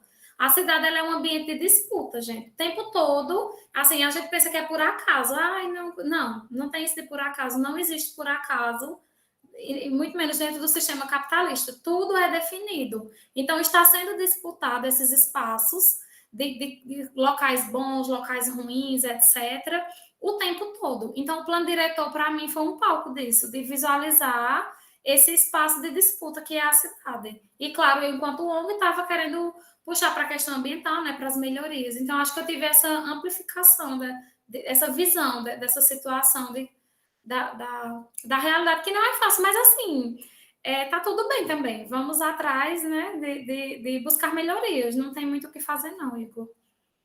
Espero que tenha respondido tuas coisas. Muito obrigado. Respondeu, sim. Obrigado, Igor. Vamos passar para a Se Lisa quiser falar também da questão do plano diretor que ela tá. Aí a gente tá até um tempo sem as reuniões, desculpa, Mauro, Igor, e eu fico assim, eu tô tão sobrecarregada que, sinceramente, eu não vou cobrar, assim. Eu tô com minhas coisas para fazer, tô estudando para concurso, tá uma loucura. Então, assim, eu não vou lá, mas se me chamarem, tô participando. É meio que essa situação que eu tô, sabe? Teoricamente, o plano diretor está na parte de levantamento de dados, né? A gente espera que as macrozonas elas estejam passando por uma revisão para saber se os índices, os modos de apropriação, eles ainda são os mesmos, né? Um lapso que é discutido desde o início, e aí Camila provavelmente vai concordar comigo, é porque a gente não tem um censo, né? A gente só tem um censo de 2010, então a gente está com muito tempo em relação a isso. Então, o que a gente, pelo menos eu espero, tenho essa expectativa, é que essa revisão que está acontecendo agora, em loco, né, de levantamento, de correlação dos dados entre as instituições que fazem parte da prefeitura, né, os órgãos, elas também respondam a esse diagnóstico quantitativo que a gente tem essa lacuna, né? Mas eu concordo com a Camila, eu fico esperando que vai acontecer, se vai acontecer algo, mas está realmente pausado há muito tempo. Não sei o que está havendo. É verdade, é uma pena, né, que a gente esteja com um momento difícil, né, que esse momento aí da pandemia, ao mesmo tempo esse problema aí dos dados também, desses dados técnicos que estão defasados, isso também dificulta, né, esse processo aí. E, bom, gente, eu vou passar aqui para Camila agora, Camila. Oi, boa tarde. Obrigada e parabéns pela apresentação. Então, como você falou, né, os indicadores, eles podem ser definidos para um determinado município. Aí eu fiquei com dúvida se existe alguns aspectos que já são definidos para a delimitação desses indicadores e, quando definidos, eles podem ser utilizados, por exemplo, para mais de um riacho dentro de um mesmo município.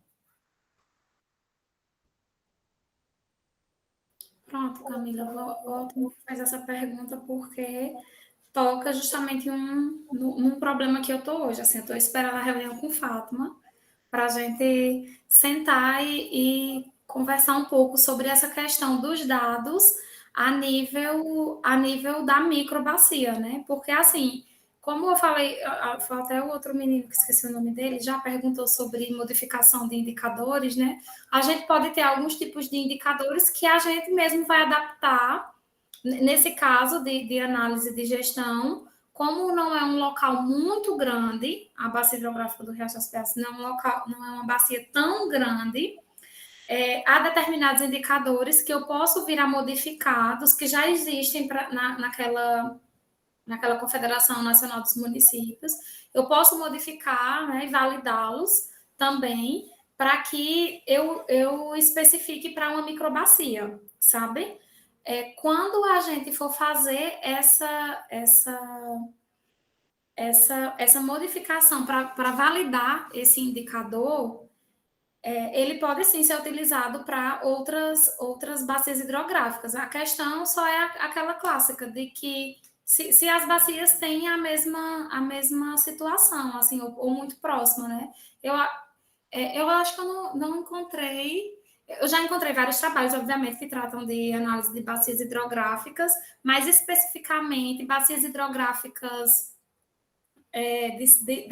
dentro da cidade, assim, da urbana, porque, assim, a bacia hidrográfica do Riacho das Pedras, ela tem a parte rural, né, a montante dela, tem a parte urbana, e ela vai desaguar, o Riacho das Pedras deságua no Rio Paraíba. Então, assim, eu vou focar na questão urbana, mesmo entendendo que tem a parte rural que a água vem da parte rural, né, gente? Vem a montante para a jusante. Então, assim, vou delimitar o ambiente da pesquisa para que eu tenha dados mais voltados para o urbano. E aí eu acho que sim, cabe colocar em outras bacias. Eu não sei se tu está falando do teu trabalho, mas assim, vale, só que aí tem que ver essa questão, né? Se é uma bacia, onde essa bacia está localizada, etc. Quais são os problemas, né? Então, o principal problema da nossa, acho que da maioria dos recursos hídricos das cidades, né? A questão do esgoto que é jogado, né? O excesso de nutrientes, etc. Não sei se eu respondi a tua pergunta, Camila. Respondeu sim, obrigada.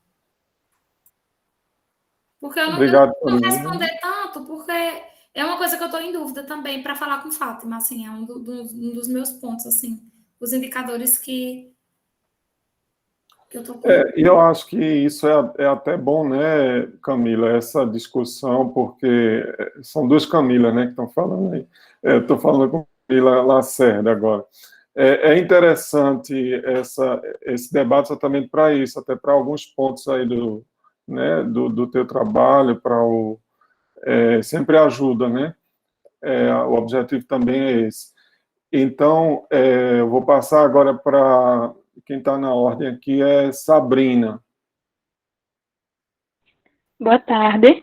Minha pergunta justamente está relacionada tanto com a de Camila quanto a de, acho que de Igor. Porque tu tinha falado da falta de diálogo com a prefeitura, com os secretários. Eu lembro até que eu tinha participado de um seminário que a Arpia tinha realizado, acho que no começo do ano. Vocês tinham feito esse convite e não compareceram até. Aí, fora essa falta de diálogo, também há outros desafios para essa produção dos indicadores ambientais, utilizando o ODS como fragilidade institucional, tem informações dispersas. Aí, como está sendo a tua metodologia para a criação, para essa construção dos indicadores, juntamente com essa dificuldade de obtenção de dados? Aí, como está sendo esse processo de validação? Sabrina, os próprios... é porque, como eu não apresentei os indicadores para vocês, especificados, né? Essa resposta está nos próprios indicadores, porque quando eles falam de instituição, aí eles vão direcionar, o próprio indicador vai direcionar, sabe? O que se analisar, por exemplo, tem o indicador que fala acho que é o último, né? Fala da gestão compartilhada, né? Das pessoas participarem, né? Que a gente tem isso na nossa política de recursos hídricos. Então, quando eu for observar quando eu pego esse indicador, eu vou observar se o comitê de bacia está ativo. Essa questão institucional, ela nem é tão quantitativa, sabe, Sabrina? Que é um dos indicadores que são, como é que eu falei? São os indicadores finalísticos e de implementação. Essa questão institucional, de direcionamento de verba, de participação popular, são indicadores ditos como de implementação. Eu preciso deles para efetivar os outros. Então, é mais ou menos você ter o indicador... Eita, calma aí que eu estou enrolando. Meta, indicador e ODS. A meta fala sobre instituições, né? O indicador vai buscar quantificar, mas ela não coloca uma meta específica. Até 2030, que todas as instituições participem da gestão. Ela não coloca isso. É como se fosse uma análise só. Fica um pouco solto, mas assim, a gente e aí vai do pesquisador. A gente que trabalha com isso e tem noção do que se trata, vai fazer a justificativa, entendeu? Do indicador. Então, quando eu falo instituição, a minha instituição, as instituições públicas estão trabalhando com a gestão de recursos hídricos. Então, assim, como é que eu vou saber? Eu, enquanto pesquisadora e conhecendo a hierarquia da gestão dos recursos hídricos, eu sei quais as instituições que vão precisar estar ativas, a ESA, a Secretaria de Meio Ambiente, a Secretaria de Educação, será que tem algum projeto direcionado? Será que dentro da lei do município eu tenho quais ações direcionadas para financeiras, né? As leis orçamentárias, por exemplo, quanto é direcionado para isso? Tudo isso vai me dar o arcabouço para dizer se sim ou não, se Campina Grande tem essa ação institucional, entende? Entendi sim, obrigada. Por isso que, assim, outra coisa até que eu queria falar, quando a gente trabalha com indicadores, a principal base é você ter o conhecimento teórico do que você está estudando. Porque quando você não tem já é difícil trabalhar com indicadores. Quando você não tem o conhecimento teórico, só aumentam as barreiras, assim. A base de trabalhar com indicadores é você conhecer o que você está trabalhando. Depois você vai conhecer os indicadores, os melhores indicadores, né, para trabalhar. E aí a viabilidade dos indicadores econômico, temporal e etc. Na verdade, né, Camila, existem vários indicadores, né? E esses indicadores aí, o que eu vejo mais assim quando você fala do ODS, ele é uma ferramenta que permite a gente assim delimitar um tema específico que vai ser que está sendo questões, como o nome está dizendo mesmo, objetivos, né, e metas que devem ser alcançadas, mas a instrumentalização disso, o indicador, ele vai favorecer a conseguir porque qual é a função do indicador, né? Ele tem várias. Ele serve para o monitoramento, ele serve para orientar a política pública, ele serve, né, como um guia para orientar, para monitorar e para definir diretrizes. Então, a ODS é um caminho, né? Mas ainda precisa ser concretizado esses objetivos através dessa formulação desses indicadores que vão realmente ajudar a ter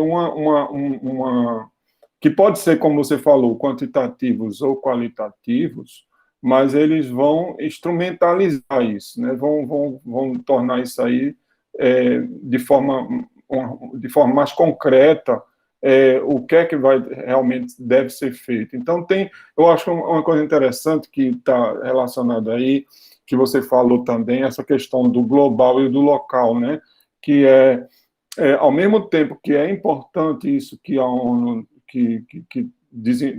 pensa, né? De criar objetivos que sejam universais, possam ser relacionados com diversas situações. Ao mesmo tempo, ele termina, quando você transforma isso no indicador, você torna ele local, né? Então, é preciso considerar a especificidade de cada região, de cada lugar que ele vai ser aplicado, de cada de cada órgão que está envolvido aí, né? Então, isso sempre, o indicador sempre vai ter isso, vai ter, ao mesmo tempo, que ele tenta, que você tenta criar um instrumento que possa ser aplicado e comparado em outros municípios, em outras áreas urbanas, ele também tem que traduzir aquele contexto, né? Aquela realidade específica de cada lugar. E é desafio, né, do teu trabalho, né, como que variáveis, né, que aspectos são específicos dessa área, desse teu recorte de estudo, para poder definir isso. Eu vou passar aqui para... Deixa eu ver a ordem aqui. Tem Emanuel Marques.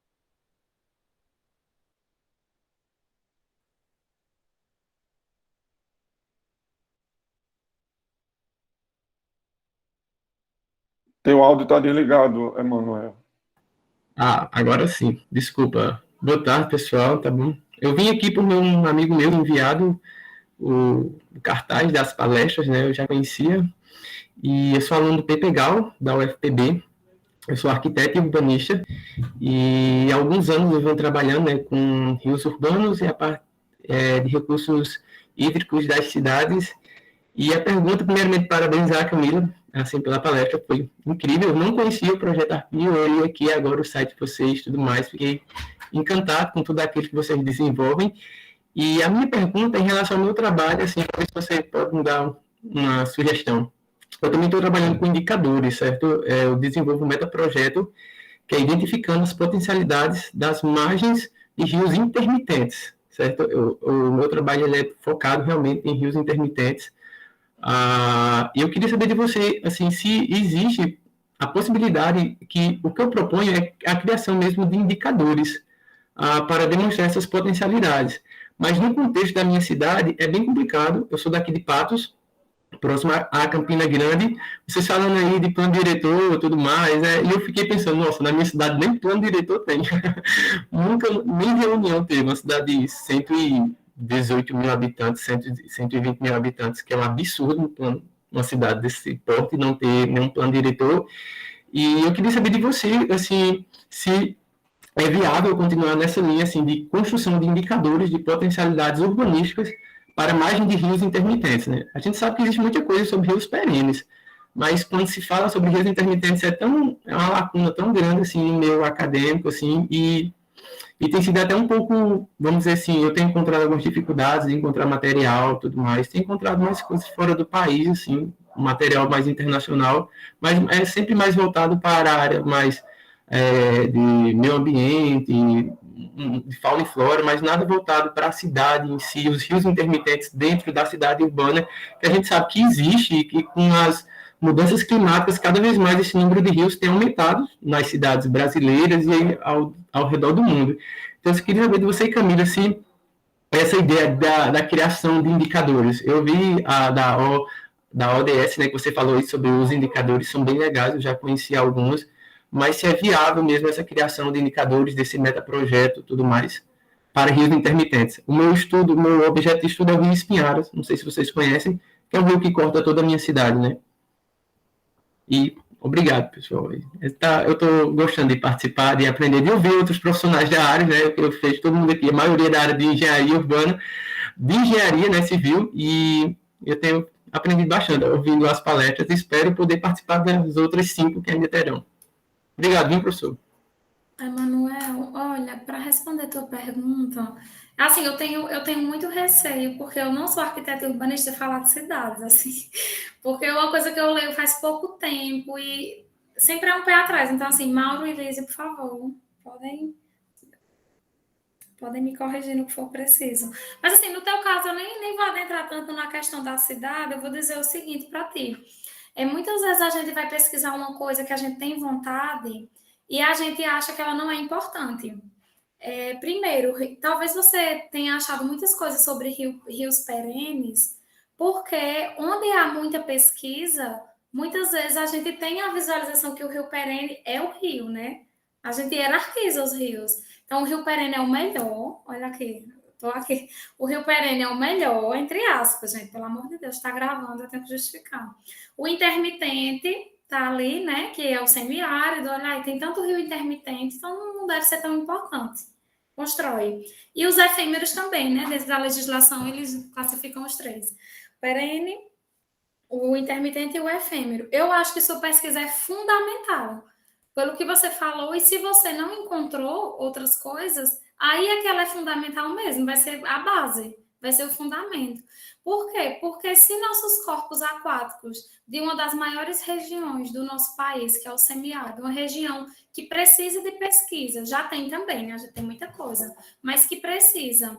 A gente talvez não tenha tantos trabalhos, então que você se debruce. A gente sabe que o semiárido, em outras regiões do mundo, né? Há semiárido, nós somos o semiárido mais populoso e mais chuvoso do mundo, então somos o semiárido mais privilegiado aí do planeta Terra. Então, que a gente tenha estudos, eu inclusive, minha pesquisa era para trabalhar com a bacia hidrográfica do Rio Piancó, Piranhas-Açu. Eu sou também do sertão da Paraíba, sou lá do Vale do Piancó, e acabei vindo para as cidades porque Fátima, que é a minha orientadora, ela trabalha com cidades. Eu disse, não, vamos botar os dois, bacias hidrográficas e cidades.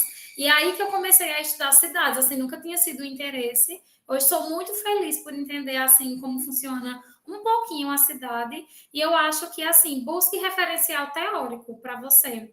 Assim, se você vê muito trabalho fora, pega os foras e entenda que, por mais que Patos seja uma cidade localizada no sertão da Paraíba, no Brasil, há questões que estão conectadas com o semiárido em qualquer lugar. Claro, há diferenças, e aí você vai justificar no seu trabalho, e há particularidades. Inclusive, seu trabalho pode ser um ponto de partida para muitos outros. Então, só o que eu te indico é isso. Se você gosta e quer, eu vejo muito potencial. Porque se você não encontrou, né, você que já pesquisou e você gosta, o faça. Quantas cidades como Patos, talvez assim. E outra coisa, às vezes a gente trabalha um ponto do nosso estudo e pensa assim, por exemplo, eu estou trabalhando em Riacho das Piabas. Mas é só Riacho das Piabas aqui em Campina Grande. Mas a gente tem que ter a noção de que quantos riachos das Piabas tem em outras cidades, assim, que a gente tenha essa consciência. Talvez em uma cidade menor que Campina, talvez em uma maior, existam vários. Então, assim, o nosso trabalho, ele é, claro, regionalizado, ele é sobre algo, mas eles estão conectados, entende? O seu trabalho é sobre um rio intermitente em Patos, mas ele é sobre rios intermitentes, ele é sobre rios intermitentes no semiárido, sabe? Então, eu acho que é importante você ter essa noção da importância dele no micro, para Patos, e no macro, para o arcabouço teórico de outras pessoas também. Eu acho muito importante. Não sei se Mauro e Lísia podem acrescentar, já que está falando de cidades, e eu fico assim, aquela constrangida mas eu acho assim, e outra coisa, as cidades, trabalhar com cidade e recursos hídricos é o futuro, assim, é a gente entender essa lógica, né, da cidade. Eu considero o futuro, eu que já estudei muito sobre o meio ambiente natural, assim, durante todo o minha graduação. Hoje eu vejo assim, gente, eu não sei como é hoje o curso de graduação de engenharia na UEPB, sanitária ambiental, mas assim, hoje eu digo, gente, a gente deveria ter adentrado nisso, assim, também. E é isso. Manuel, obrigado pela sua participação. É bom, né, você ter ter conhecido aqui o evento, né, e estar participando, eu achei bem interessante esse teu tema, né, sobre os rios intermitentes. Realmente eu acho que tem é muito promissor o teu trabalho, né, vai ter uma grande contribuição para a região, e eu acho que você pode trabalhar, né, tem diferenças significativas dos rios perenes para os rios intermitentes. Eu vejo a questão do uso do solo, né, a dinâmica do uso, as transformações de uso que pode ter o rio em função nos momentos que ele está sem água, né, e aí você pode talvez explorar isso aí, né, te orientando lá, no Pepegal, né, que você falou, né? Isso. O professor José Augusto me orienta lá. José Augusto. Então, essa dinâmica da paisagem, a dinâmica de uso também, que ele é usado de uma determinada forma quando ele está sem água, né? Quando ele está com água, ele é usado de outra forma. Essa relação com a cidade, que é diferente, que eu vejo muito isso, né? Esses rios intermitentes, eles não têm a mesma relação com a cidade que tem um rio perene, né? Que de ser usado para o transporte, né? Então, eu acho que tem muita coisa interessante aí para tu explorar nessa tua pesquisa. Qualquer coisa, eu estou à disposição também, tá? Para a gente conversar. Tá certo, professor. Obrigado. Por nada. Vou a Maria Helena, tá? Que é a próxima que está aqui na ordem.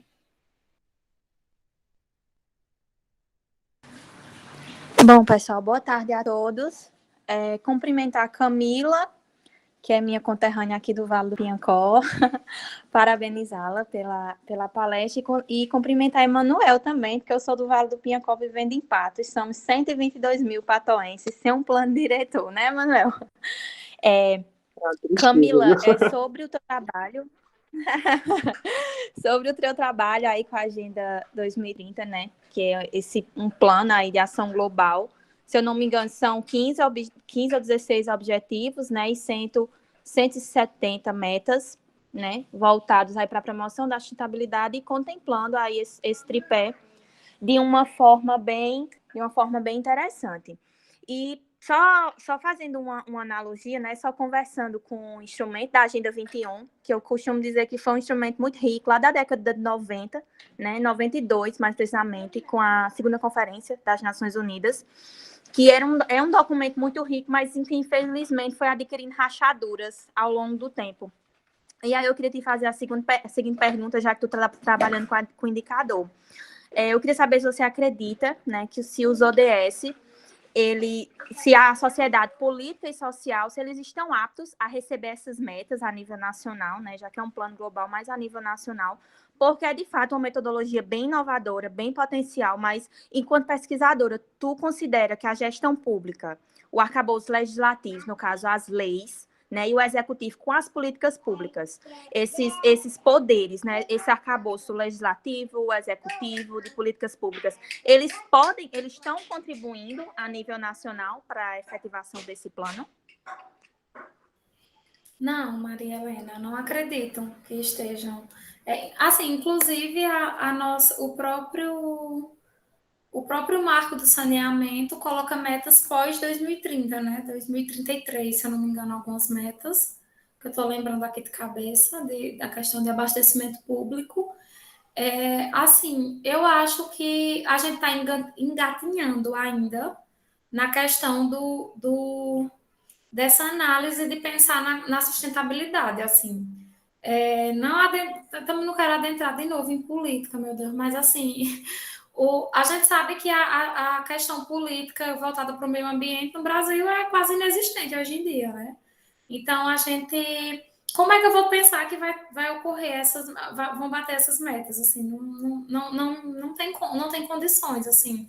Mas, ao mesmo tempo, a minha percepção, o que me faz querer estudar isso e o que me faz acreditar nesses ODS enquanto base para uma mudança. Eu acho que eles vão ser a base para uma mudança, porque assim, o ser humano ele é meio lento para mudar, né? Assim, ele é uma lentidão para mudar o que vai interferir na rotina, no cotidiano dele. Parece que ele é uma coisa até meio psicológica que eu estou querendo trazer, mas assim, é o que de fato acontece. E dentro das questões ambientais e outras também sociais, de saúde, a gente sempre tem ações pós-caos.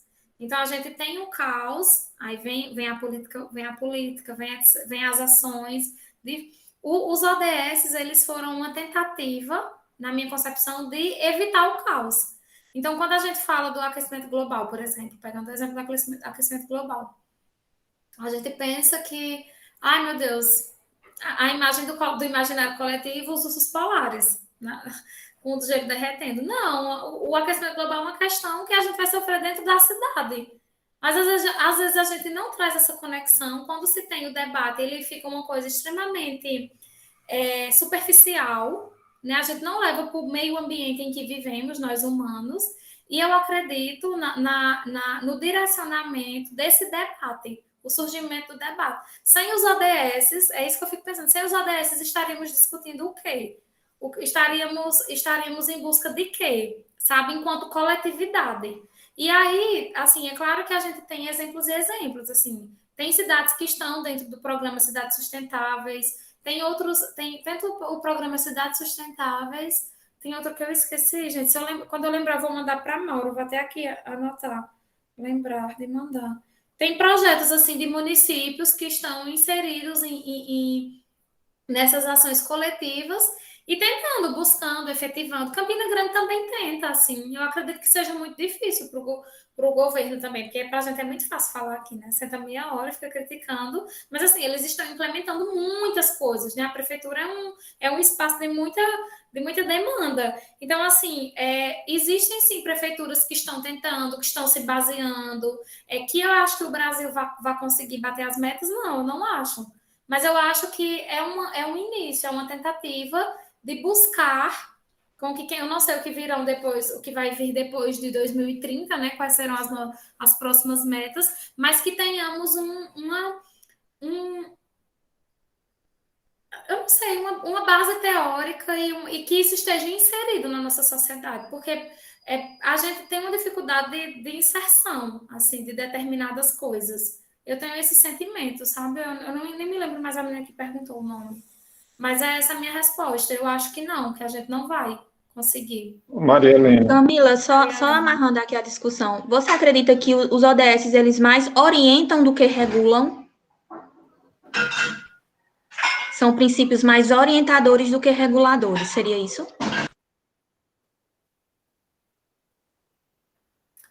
Nossa, assim, eles são os dois. Agora, o que ele é mais... Eu acho que eles são mais orientadores. Porque, assim, primeiro que eles não são obrigatórios. Que a gente está discutindo aqui, mas nenhuma cidade é obrigada a estar utilizando. O Brasil assinou, é uma convenção, é um direcionamento, mas ele não é obrigado, não é uma lei nacional, que nem as leis nacionais a gente está cumprindo, né? A gente está pensando em resíduos sólidos, em água, a gente não está cumprindo nem as leis, imagine o que for a convenção. Mas eu acredito que ele faça parte de um processo de mudança para trazer melhorias. É isso que eu vejo. Vendo principalmente assim, porque, claro que a gente está falando de água, mas assim, quando você estuda os ODS e se aprofunda um pouco neles, você vê a interconexão, sabe? Que a gente vê também quando estuda água, mas assim, de uma forma, quando você lê o indicador, você entende como aquilo, a praticidade, é isso. Porque assim, a gente sabe que a água está conectada com a questão energética, né? Então a gente tem aí uma crise hídrica / energética que o nosso país está vivendo. Mas quando a gente vai em busca de entender como são os indicadores conectados com a questão energética, a gente dá um estalo diferente, dá uma percepção maior da importância. Não fica só o exemplo, água tem o setor energético. Não, fica esse é importante e aquele também. Eu acho que... Mas assim, respondendo a tua pergunta, eu acho que eles hoje são mais orientadores. Mas assim, almejo o dia que eles sejam...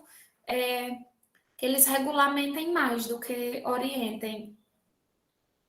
Na minha percepção, né? Pode ser pessoas que tenham opiniões diferentes.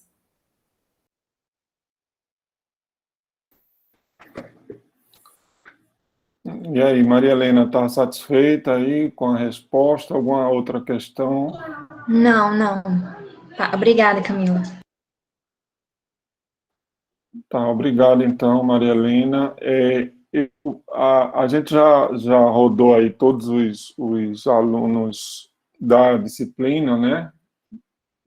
E aí eu queria abrir aí para alguém mais, né, que está participando aqui, estivesse querendo colocar alguma coisa, fazer alguma pergunta.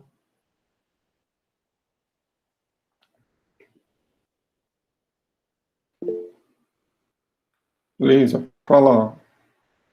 Na verdade, eu nem vou fazer uma pergunta, é só para parabenizar, Camila. Excelente apresentação, Camila. Adorei. Na verdade, Camila fala dos ODS desde as revisões do plano diretor, e aí toda vez que ela cita alguma coisa nos documentos, eu vou lá olhar. Foi maravilhoso assistir a tua apresentação, para a gente ter essa visão, né? Eu faço parte de um grupo de pesquisa que pesquisa a elevação do nível do mar. Em cidades costeiras. E aí, uma das coisas que eu vi, né, quando a gente estava vendo relatos de experiências profissionais, é uma coisa que eu também concordo, a gente tem um analfabetismo, né, em relação ao conhecimento das águas, né, das águas urbanas, da relação com as cidades, né, o potencial que essas águas têm.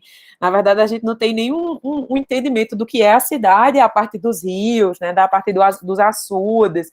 A gente não tem essa relação, né, tem muito distante de dar as costas. Então eu acho excelente trabalhos como o teu estejam acontecendo, né, compartilhando dados e fomentar cada vez mais a gente a utilizar desses elementos e ver a potencialidade e, como você mesmo diz, né, a facilidade a partir do momento que ele instrumentaliza também essa análise, né, a construção de metas. É muito importante, realmente. Parabéns, Camila. Obrigada, Lígia. Obrigado, Lígia. Lígia já foi palestrante, né, no evento passado. É sempre bom contar com a presença de Lígia. Mais alguém, gente, queria fazer alguma pergunta? Algum comentário sobre a apresentação?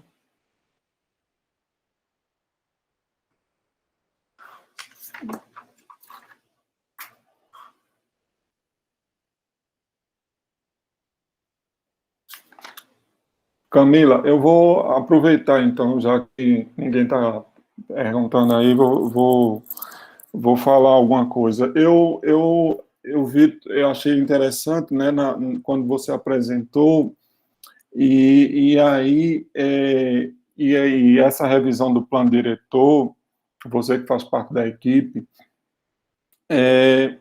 o que eu queria saber contigo, sério, essa discussão, vocês tiveram a oportunidade de discutir durante essa revisão do plano diretor algo sobre recursos hídricos? Porque eu digo isso porque tradicionalmente essa preocupação, né, com a questão ambiental no plano diretor não tem sido algo que tenha que seja tão forte, assim, sendo, e essa oportunidade agora dessa revisão do plano, eu vejo como uma oportunidade, né, de também discutir sobre isso. E quando você falou sobre aquelas fases, né, você fez na apresentação, você falou sobre as fases de Turti, né, a fase higienista, corretiva e sustentável. Aí é interessante que essa fase sustentável, né, a gente ainda está muito aquém disso, e não chegamos realmente nisso, né? Se essas medidas, né, sustentáveis, teria teria lugar, né, espaço de ser discutidas agora nessa visão do plano diretor, né?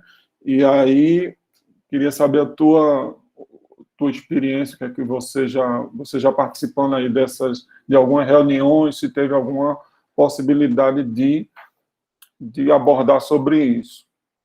Mauro, infelizmente a gente ainda não teve essa oportunidade, porque como o Lízia tinha dito, qual é a situação que a gente tinha deixado, né? A votação das atas, não sei se vai lembrar, Lízia, não sei se tu estava na última reunião, a votação das atas das últimas reuniões.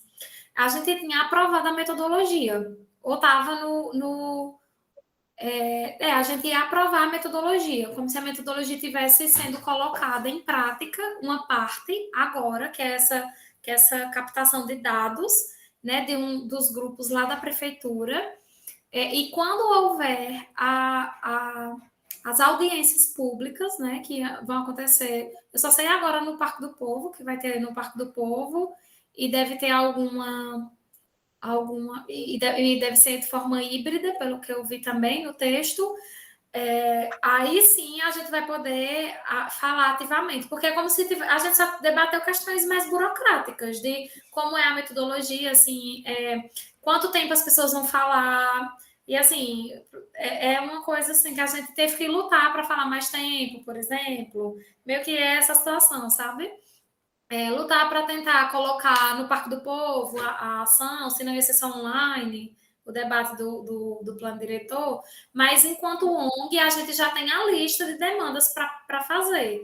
Na verdade, desde que chamaram a gente para participar do plano diretor, a gente teve uma reunião e instituiu ações que a gente buscava fazer, que no caso era reconhecer determinados espaços, aqui de Campina Grande, ambientalmente falando, né? Sem nem tocar ainda na questão dos recursos hídricos, mas acaba tocando porque quando a gente trabalha solo, trabalha água, mas abraçar uma zona de Campina Grande que ainda é conservada, até o trabalho de Múcio, não é sobre águas, mas se tu tiver algum trabalho falando sobre alguma apresentação desse tipo, falando sobre unidades de conservação. Esse é o trabalho de Múcio, né? Ele trabalha com fazer um zoneamento aqui em Campina Grande de vários tipos de unidades de conservação, e a gente vai tentar buscar, direcionar essa questão, né, para o município. Agora eu estou esquecendo, porque faz tanto tempo que eu peguei essa lista, e faz tanto tempo que a gente fez. Eu sei que tem isso das unidades de conservação, tem pontos também conectados com o Riacho das Piabas, buscar as melhorias buscar as melhorias em geral, né, para a questão do esgotamento sanitário, e também da Rosa Mística ser um local de extrema vulnerabilidade, e essa situação ainda se perdurar por tanto tempo, ela não está conectada, não está colocada como ZEIS. Aí eu sei que para ser ZEIS tem que ter, né, você não pode estar em uma área de risco, é uma área de risco. Mas parece que tem outro tipo de zoneamento, que a Inara tinha falado também. Aí é quando eu fico constrangida de falar de cidade. Porque eu não estou lembrada mais qual é o ponto que a Rosa Mística pode estar colocada. A gente anotou isso também. Desculpa, gente, minha memória não é tão boa. Mas, assim, tem uns pontos que a gente colocou, das questões ambientais, unidades de conservação, APP, também as APPs aqui. Foram mais ou menos esses pontos que a gente tem encabeçado para falar e exigir, enquanto ONG. Mas só nas audiências mesmo, e ainda não começaram. Certo, joia. Eu tô dizendo isso também porque um dia desses, o secretário de Planejamento, né, me convidou para para falar um pouco sobre o Riacho das Piabas. E aí marcou uma reunião, e nesse momento eu percebi que existe um projeto que é um projeto para aquele trecho ali do Riacho das Piabas, né, que vai ali da comunidade de Rosa, que passa pela comunidade de Rosa Mística, que começando ali da Mata do Louzeiro, até chegar naquela parte canalizada que tem ali, né, e aí achei bem interessante, porque eles não têm a proposta de canalizar, né? Os técnicos da prefeitura estão com essa mentalidade de que aquilo ali não deveria ser canalizado, mas deixado in natura, e fazer um parque nas margens do Riacho das Piabas, naquele trecho, um parque que vai ter aí pista de caminhada, né, área de lazer, e essas vias como acontece na Avenida Canal, né, que você tem uma via de um lado, outra do outro, que isso aí, sem respeitar essa possibilidade que é uma coisa dinâmica, né, a água, ela tem um período que enche, outro que esvazia, então, esses meandros, né, essa possibilidade de você manter ele in natura tem uma série de vantagens. Eu achei interessante que eles têm essa ideia, né? Não sei na prática como isso vai funcionar, se vai ser concretizado, mas eu acho que é um momento que a gente pode aproveitar, né, durante essa revisão aí, se a própria prefeitura também está percebendo essa necessidade de você manter essa qualidade nas margens do Riacho das Piabas, né, nesse trecho que é um trecho que tem a comunidade também que tem que ser respeitada, né, tem uma série de questões sociais envolvidas também. Então, é uma oportunidade que tem, né, durante esse processo aí de revisão, de se levantar essas questões, né? Sim, Mauro. A gente participou também da reunião, não sei se tu vai lembrar, eu estava lá. Só que tu estava virtual, né? Aí eu fiquei no cantinho. Não sei se tu vai lembrar que eu estava lá. Eu mal falei na reunião, fiquei muito feliz também com o projeto. Múcio estava presente também, né? Múcio estava, Só que eu fiquei sabendo que esse projeto é antigo, ele não é de agora. Esse projeto é bem antigo, já tinha sido disponibilizado para o pessoal pelo menos superficialmente, não tinha sido uma reunião como foi, por isso que eu até fiquei mais animada daquele jeito, e assim, deu uma esperança assim em mim quando aconteceu. Eu fiquei falando com Kainara Demostra, gente, vamos agitar esse povo para isso acontecer. Então, aí, eu acho vamos cobrar. E tem que pensar muito nessa questão das relocações, né? Porque isso é um ponto que é botar o dedo ali na ferida, né? Pensar como vai ser a relocação para que não tenha um problema aí de gentrificação, né? Um problema que é uma coisa bem comum que acontece, né? Quando se faz um plano urbanístico.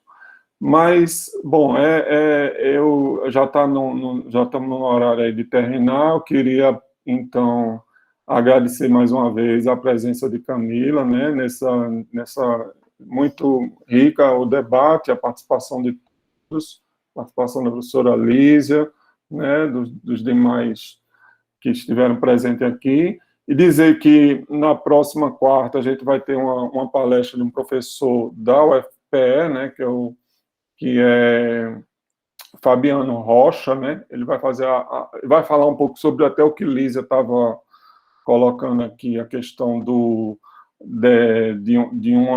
dessa preocupação com as mudanças climáticas e com enchentes, que vem de um projeto que Lísia está participando também, que é que teve um seminário agora em Recife, que foi o Recife Exchange, né? Que trouxe experiências da Holanda, e foi uma parceria entre pesquisadores, professores da Holanda e do Brasil. Eu queria, então, já deixar aqui, convidar vocês todos para participarem, né, da próxima quarta, e é isso. Então, a gente termina por aqui e até o próximo evento aí. Tchau, então, para vocês, gente. Tchau, Tchau, gente. pessoal. Obrigada. Obrigada, Camila. Tchau, gente. Até mais. Tchau, pessoal. Boa noite. Tchau, boa noite. Tchau, Mauro. Boa noite. Tchau. Tchau, até mais.